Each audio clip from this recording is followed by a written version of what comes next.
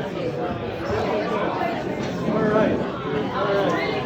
right, everybody. I've got the pleasure of introducing our next speaker. Thank you so much. In my career in economic development, I've had the pleasure of working with startups in all sorts of industries, from agriculture to manufacturing. And I would say the most successful and oftentimes the most interesting are those that just don't stop. They're always looking for solutions to problems being faced by their community and their industry. And Stephen Prince with BizGyft is no different. So it's my pleasure to introduce somebody that I know works tirelessly to make this community a little bit brighter, as well as the people around him and his industry. So thank you, Mr. Stephen Prince. Thank you, Vanessa. Thank you very much.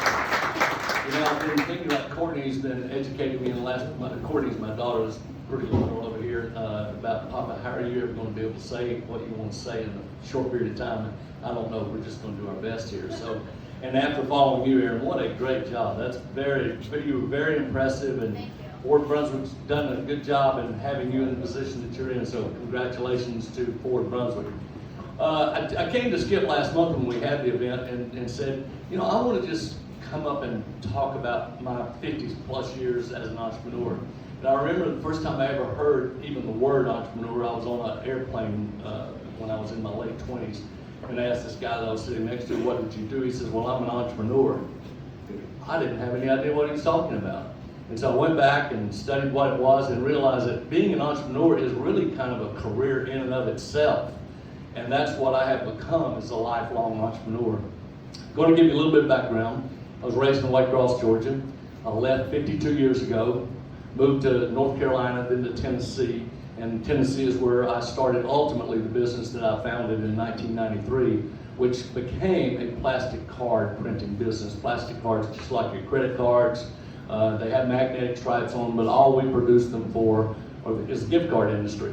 Now, it says up there that I'm going to talk about BizGyft, but I don't know if I'll be able to get into that or not because my agenda has changed to some extent because of this morning. But I just wanted to talk about entrepreneurship in general. And the fact that it is a career, especially for you young people as you embark upon your career in your life. Being an entrepreneur, there are many different levels, and I have determined that, at least in my view, that there are about 3 different levels of being an entrepreneur.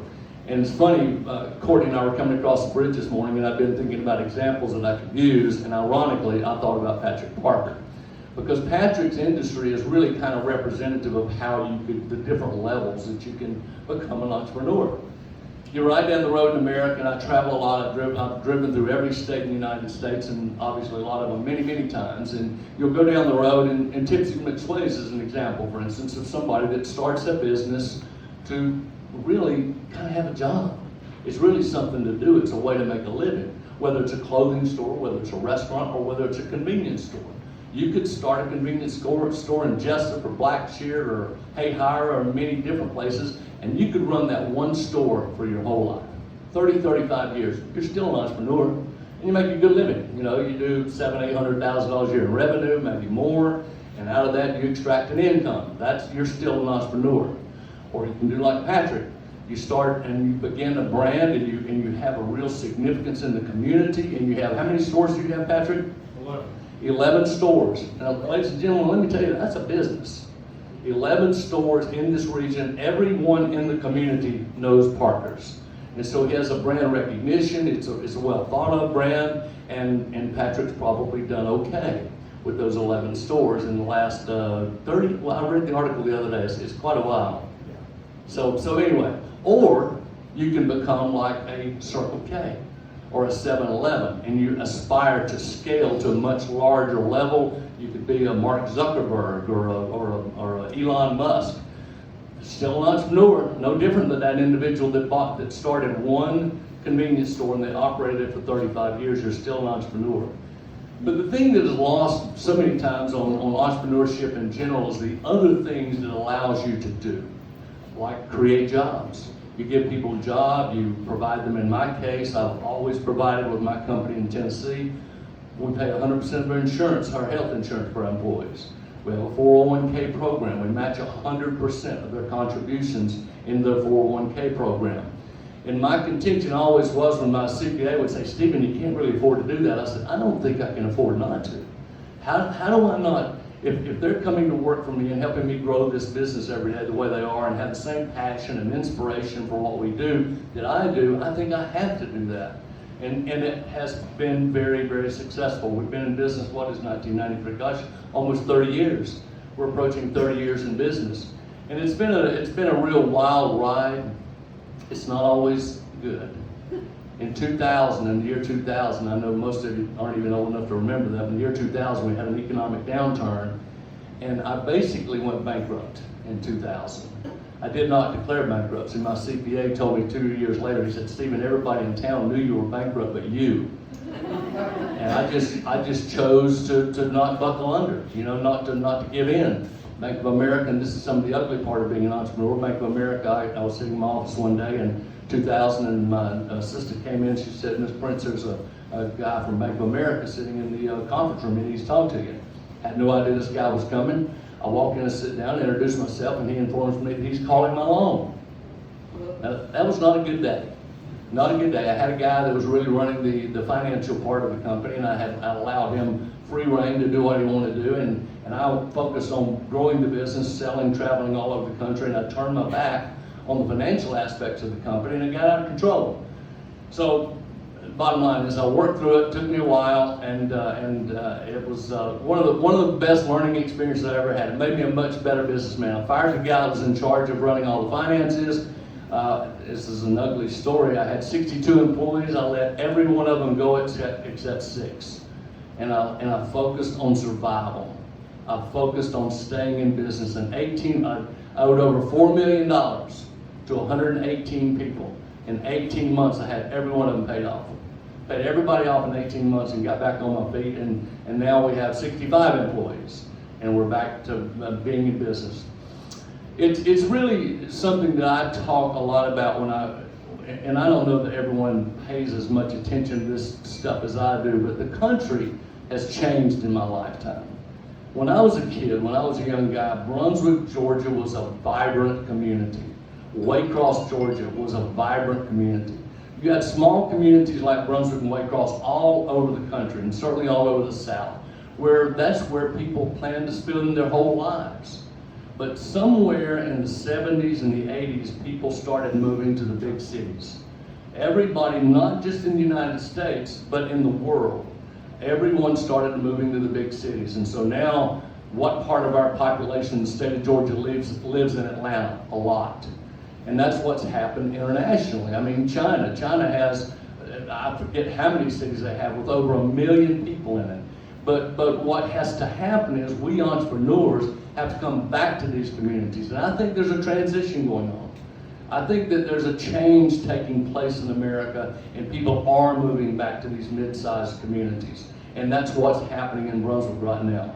When I travel around the community and talk about what Courtney and I are doing with our personal revitalization efforts, everybody says it really feels different in Brunswick right now. And I'm gonna tell you, I think 5 years from now, 10 years from now, we'll look back, and Susan, with what she's done in the last 10 years and what we people, and I'm the only older guy in this whole thing, all the rest of the people that are doing this, buying these buildings and repurposing them are all young people, and that's critical. It's critical that we get the millennials living downtown and coming downtown. Every dollar doesn't have to go to the island. We can come over here to eat. That's right. We can come over here to hang out. And I think it's happening. I really think it's happening. I have a feeling that it is, and because it doesn't happen overnight, but I think that 5 to 10 years from now, we'll look back and we'll see that this period of time is when Brunswick really turned around. And hopefully that's happening in other towns, Albany, Valdosta, all the other mid-sized towns in Georgia and throughout the country. But entrepreneurs are the ones that are driving it. Now, I don't mean to imply that if you're not an entrepreneur and you work for somebody else, we entrepreneurs have to have people that work for us. But I tell my employees all the time that I used to have a monthly meeting with all the staff, and I would say, if any of you have an idea, If you have a business idea that you want to do, come talk to me about it. And if it's something I feel viable about, I'll fund it.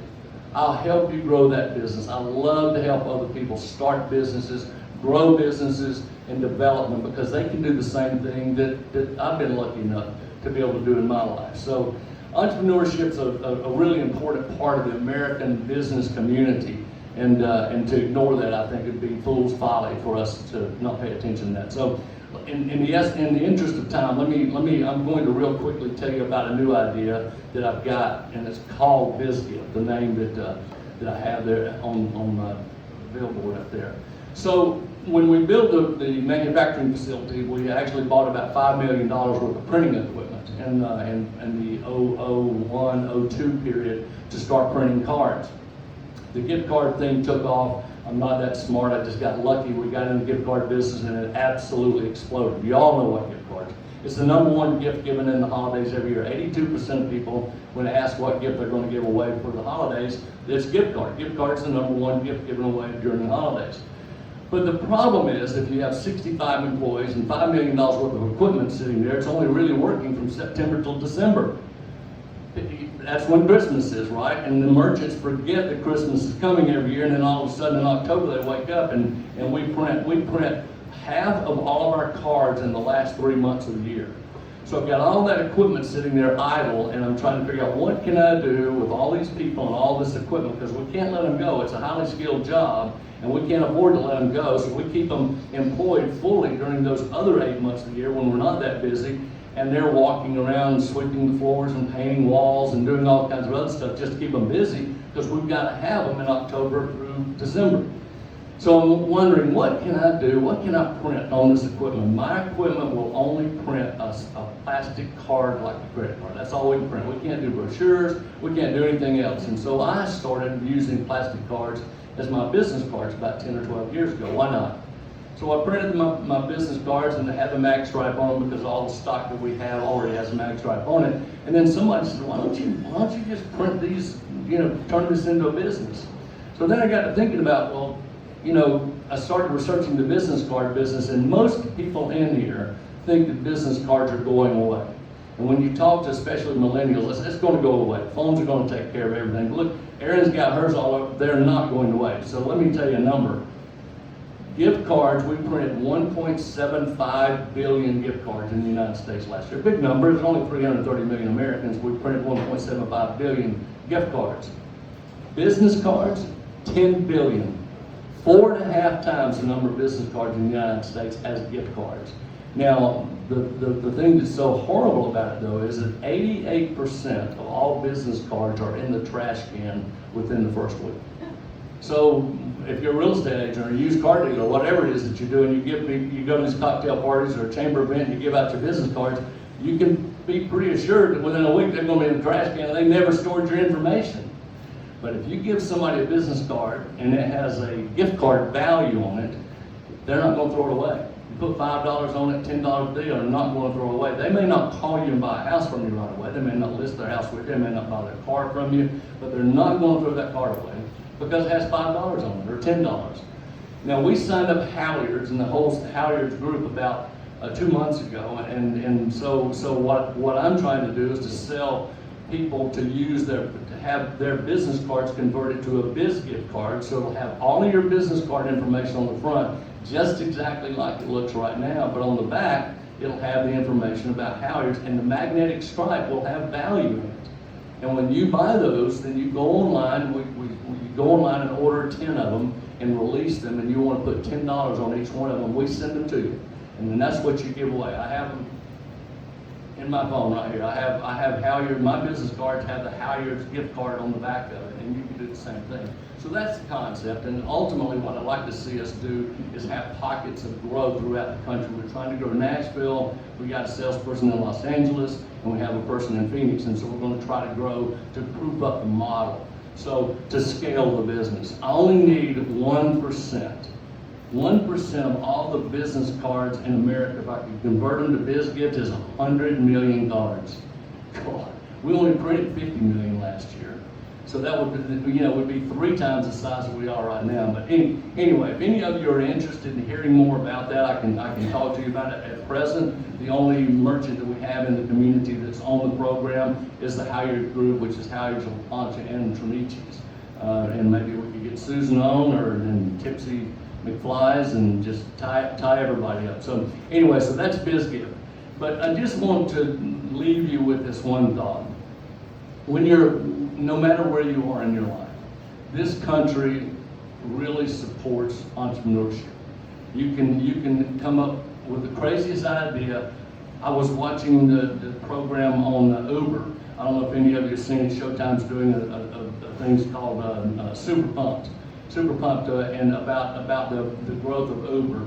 And you can come up with an idea. Here he was standing on the Eiffel Tower in Paris, and he and a guy were lamenting the fact they were having a hard time getting around. He came up with this idea of allowing people to use their phone to call up a car and come pick them up. Now, the vast majority of people thought he was crazy. And I think their valuation today is like $30 billion. So what everybody else thinks is a crazy idea may not prove in the marketplace to be a crazy idea. It may be brilliant. So anyway, I thank you for listening to me. I hope I haven't run over too long, and if I did, then I'm sorry. So anyway, any questions? Yes, Susan. Do your cards integrate with pretty much all point-of-sale systems or computer systems? That's a deep dive technology question, and they're called POS, point of sale systems, and we have to be integrated with yours in particular. In your case, if you're using Square or Clover or whatever it is, and we have a lot of those interfaces written. The one that we're doing with Dave is Aloha, which is owned by NCR. We're fully integrated with all those, Clover, Square, but so the MaxSwipe has to work, right? When you swipe it through the MaxSwipe reader, the MaxSwipe reader needs to know who you are so it can go get the data. And it's too much information, but yes. Well, I don't remember what your POS system, but Toast, no, that's a long story, but anyway. Any other questions? I'm trying to sell you to Toast. Well, you keep it up. Just a little aside, Toast is the only account I've ever lost in 30 years being in business. And it's a long, sad story, and I lost a lot of sleep over it. We dropped the ball. We dropped the ball from a service perspective, and we lost them. And it's horrible because they are the fastest growing point of sale system in America. And we lost them. But anyway, so thanks for. Oh, we'll start crying. Okay, any other questions? Yes, Bill. Yeah. I'll give you a real quick story. So it's November, which is it's crazy in the gift card business. November is insane, and we have 2 different models. One where you do all the customer service work yourself, the point of sale system, or we do all of it for you. And we like that we do it all for you ourselves because we can streamline it so much better, the artwork and all that sort of stuff. And we were begging them to let us handle it because they were struggling. They were having a really hard time, and their customers were, because they were getting jammed up on their side. Finally, on a Thursday in November, they called us and said, okay, we're going to give you all of our accounts. You can handle them directly going forward. We're really jazzed. The next morning, they gave us 750 jobs. We couldn't do it. I mean, it was crazy, and we never caught it. And I had a really wrong customer service rep on the project, and she did the worst thing she could do. Every customer, every irate customer that called, she told them it was Toast's fault. And we didn't find that out until later. We should have fallen on our sword on every one of those. We should have taken hit on every one of them, and they obviously were upset about it. In March, they fired us. So anyway, that's a long, sad story. Any other questions? Yes, ma'am. What are you doing down here? Just a quick update on. Oh, okay. Good point. So I sold the majority of my company in May of 2019. And I knew I wanted to get out of Nashville. My wife and I already had property down here, and I've got, my mother and father met on the Liberty shipyard in 1944, and they're both 17 years old. And so we came down here. My mother still lives in the White Cross, and so we came down. But anyway, we ended up buying 2 buildings. We bought the SunTrust building, we bought the Ford building, and our apartments in the Ford building will be ready for occupancy, we think, April 1. So 10 really, Courtney's done a great job of designing them, and all the finishes are awesome. So anyway, yeah, 10 apartments available, and then we don't know what we're going to do with the SunTrust building. So if any of you have a brilliant idea, we're open to suggestions. Anything else? So I'm getting long. Thank you.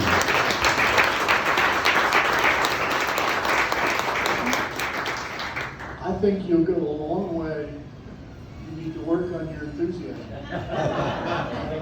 Thank you, everybody. Thank you.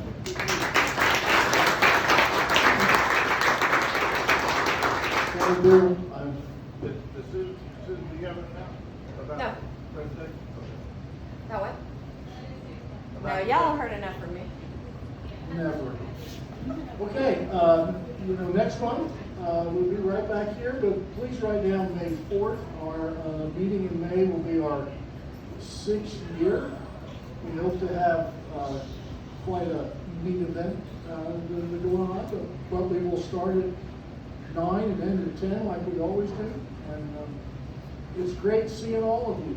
Are there any questions? I have one thing I'd like to say. I knew it. Take Got 1 a minute. minute left. Today is Tipsy McSway's birthday, and I would like for us to all to sing Oh, jeez. happy birthday to Tipsy McSway's. 1, 2, 3. Happy birthday to you.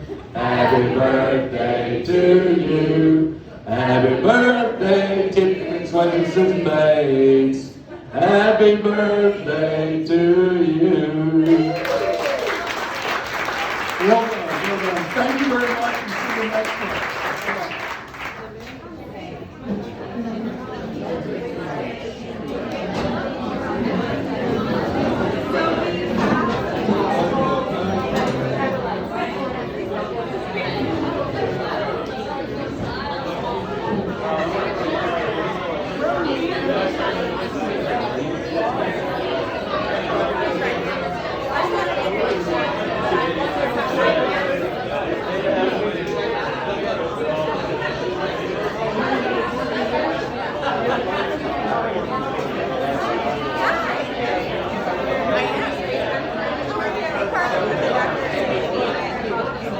This is Gracie. Hi, Gracie. How are you?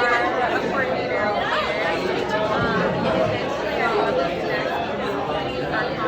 Figure out how to provide programming in the community, and especially like love to pay for students and friends to come down here. I'd love to have you on here.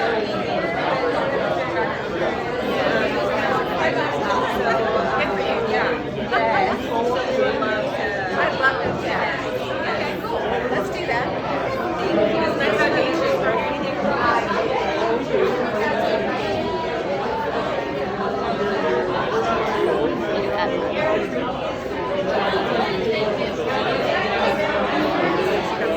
I wonder if she made the connection that you keep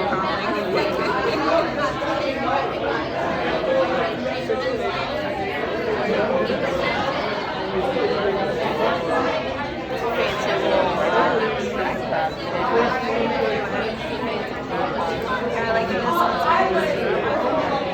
Very nice. The way. It's not fancy like, you're welcome. Nice to meet you guys.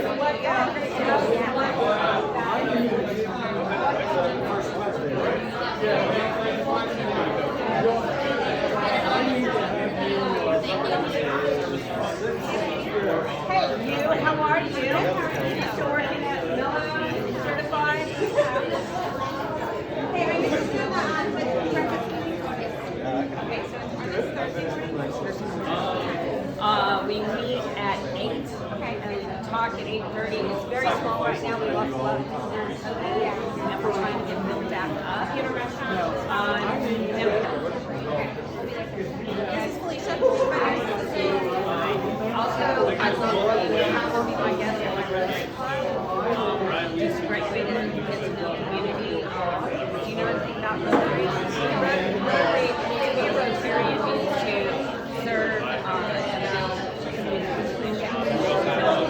lot of community events, fundraising, which also is fundraising, but grants.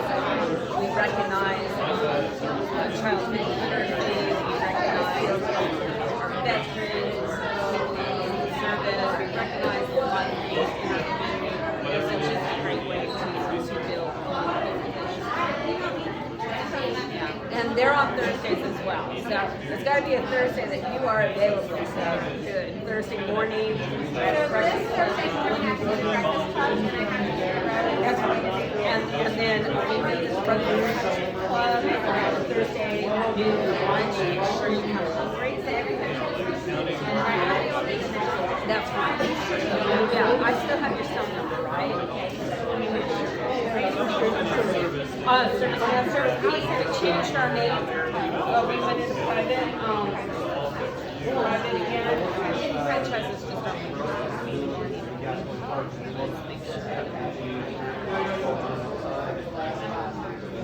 how's your health? Which one's good? Which one's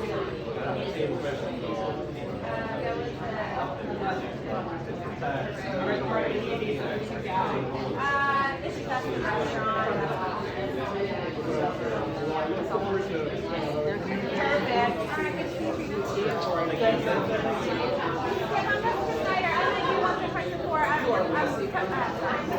Partners with us. Okay.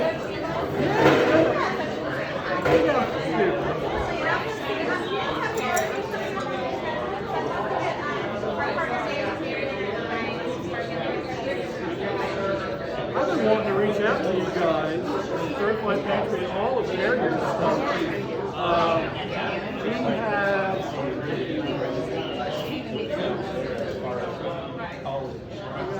next month, but I'm not sure about when. Yes, if you can, and if not, it'll be Thank you. Okay. Oh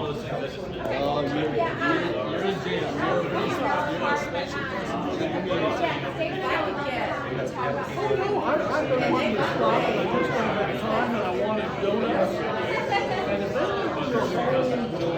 deal about their entire vision about everything, and their personal stories of how they got there, then they